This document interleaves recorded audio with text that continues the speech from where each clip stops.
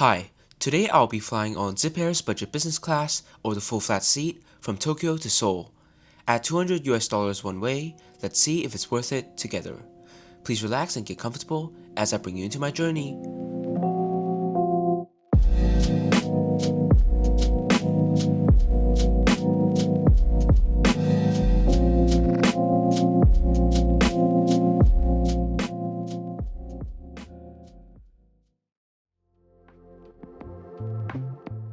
I decided to ride the Keisei Skyliner to the airport. From Nippori, it is a 34-minute journey to Narita Airport. ZIPAIR's check-in counters are located at the north side of Terminal 1, alongside the SkyTeam carriers. Personally, I find it interesting how ZIPAIR uses this instead of Terminal 3, which is the home for budget airlines. I believe this is done to better facilitate its long-haul passengers. The staff directs travelers to the self-check-in by default, but since the queue wasn't incredibly long and for the convenience of my checked bag, I decided to use the manual counters. Hello, good morning. Going to Seoul. Good morning to Seoul. Yes. Speaking of checked bags, buying allowance for one 30 kg bag costs $29 for my 2-hour flight. I agree that it's on the expensive side, especially when its direct competitors give that same amount in the cheapest fares. However, buying it on the spot is just 1,000 yen on top of the pre-order pricing, which I think is quite reasonable for a budget carrier. After obtaining this dull-looking boarding pass, it is time to legally exit Japan. For those seeking a lounge for relaxation, access to the Premier Lounge can be purchased with ZIPAIR for 5,700 Japanese yen at the time of editing. I saw these innovative wheelchairs after security, so I decided to give it a go.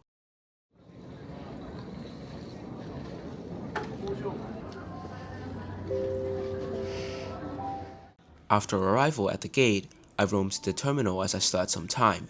For last-minute shoppers, there were duty-free shops which sold electronics. Water dispensers were also scattered around the terminal, in case you needed to bring any on board. My ride of the day, a Boeing 787-8 Juliet Alpha 822 Juliet, was waiting for me at the gate. This 14-year-old bird, first delivered to ZIPAIR's parent, Japan Airlines, was the first aircraft the new airline received when it was founded in 2019.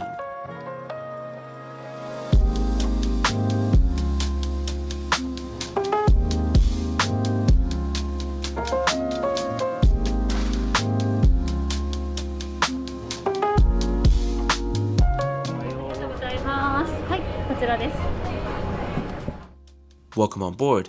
The lie-flat product features the Jamco Venture reverse herringbone seats laid in a 1-2-1 configuration, of course with direct aisle access. To date, this seat is only found on 3 airlines, namely KLM, Air Europa, and ZIPAIR.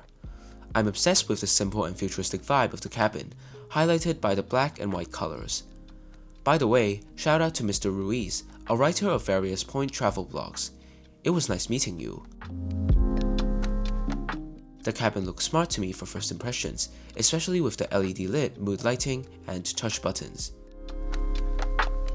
That said, this is still a budget seat, so beside the coat hook, a seat pocket takes the place of the entertainment screen you would find on full-service carriers. Below that is a small storage area, which could probably fit a small laptop. Would you prefer this innovative control panel or the normal physical buttons? Tell me in the comments. You can control the Do Not Disturb switch, the Ottoman lighting, as well as the recline here.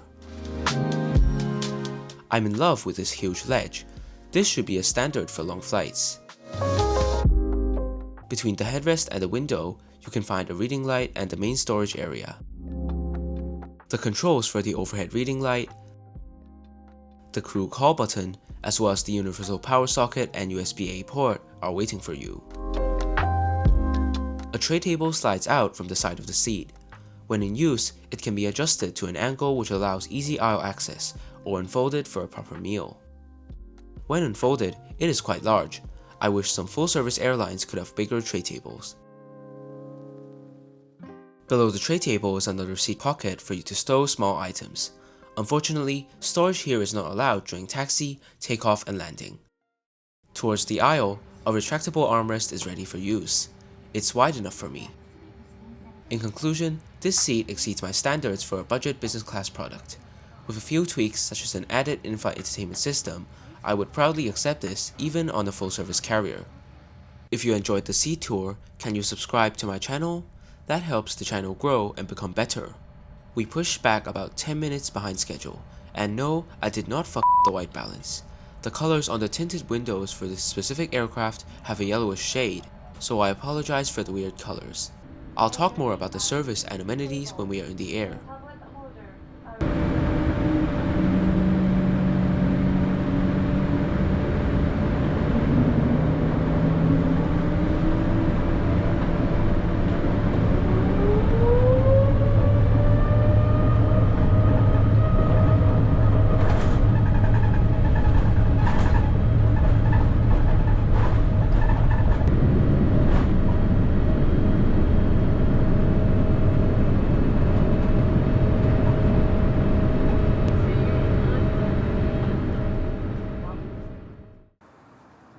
I like how each seat has its own individual air vent, which I believe is inherited from the aircraft service with JAL.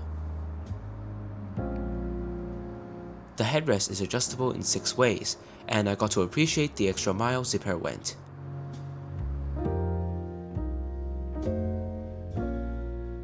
Passengers can pre-order an amenity kit featuring these amenities for $17 US. Due to the short duration of the flight, I decided not to purchase one.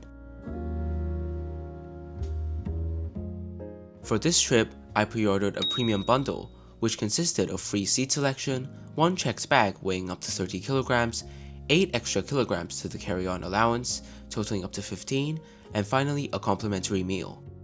As drinks weren't included in the package, I purchased a 350ml can of Coke for around $2 US. Here is the soba noodles with bits of tempura batter, which would otherwise cost $11 if purchased individually. Inside is the soba and a small bottle of water, so there is a drink. You'll have to add the nori, sauce, and tempura yourself. Ta-da!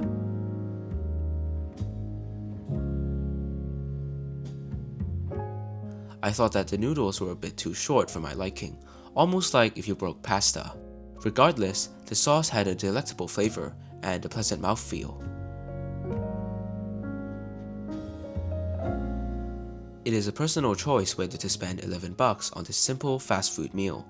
For me, I might not have done so if it wasn't for this review. Let's take a look at the entertainment options. Funny enough, the airline offers free unlimited Wi-Fi for all passengers. Yes, I'm talking to you, full-service carriers. After going through the relatively simple connection process, I see that the speed was decent if you are patient enough. I am also aware of the mobile entertainment portal with movies and magazines, but who needs that when you can browse the internet? There is 1 lavatory in front of the front galley, and 4 behind the full flat cabin, one of which is accessible, and is also the one I used. Everything is neatly organized, with nothing dirty. There is a baby change table as well. I noticed the middle doors of 2 lavatories can be opened. Back at my seat, let's try out the core of the seat, the flatbed.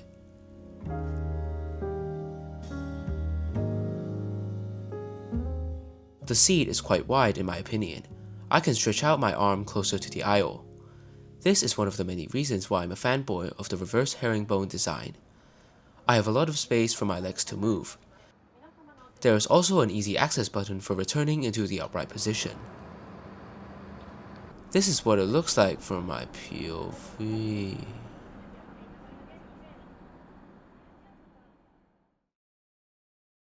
I woke up to know that it was time for landing.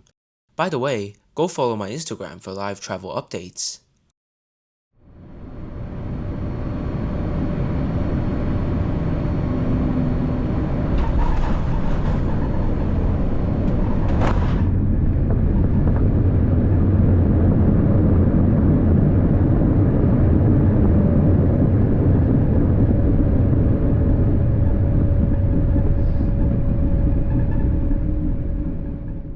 As a summary, ZIPAIR might not be my first choice on short flights like this, but on an overnight flight more than 6 hours long, the product would show its strengths if you just want to sleep and wake up feeling refreshed. I mean, would you choose to sleep all the way or take 2 hours away for the 4-course meal on full-service carriers? Pause the video to read the detailed thoughts on screen. All passengers, we have just landed at Incheon International Airport. The local time is 21 minutes past 11 in the morning. On behalf of all crew members, we'd like to thank you for flying us Switzerland today. We look forward to welcome you on board again. Thank you and have a nice day. Thank you for watching this video. In my next video, I'll be traveling on Korean Air's brand new Prestige Suites 2.0 from here to Hong Kong, as well as a tour of their lounges here at Incheon. I'll see you there. Bye!